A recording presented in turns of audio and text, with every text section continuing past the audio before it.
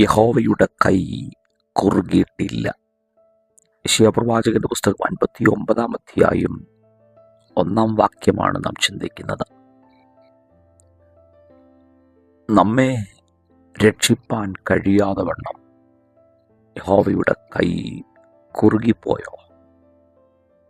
കേൾപ്പാൻ കഴിയാതെ വണ്ണം അവൻ്റെ ചെവി മന്ദമായി പോയോ എന്ന് നാം ചിന്തിക്കാറുണ്ട്.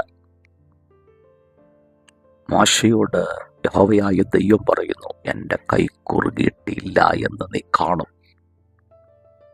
പ്രിയപ്പെട്ടവരെ, ദൈവത്തിൻ്റെ കരം, ദൈവത്തിൻ്റെ ചെവി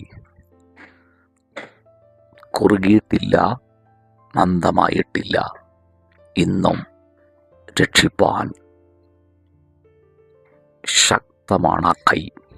ഉയർന്നിരിക്കുന്ന, വീര്യം പ്രവർത്തിക്കുന്ന പത്രോസിനെ കരം പിടിച്ചുയർത്തിയ കരം ഇന്നും നിന്നെയും രക്ഷിപ്പാൻ പ്രാപ്തമാണ്.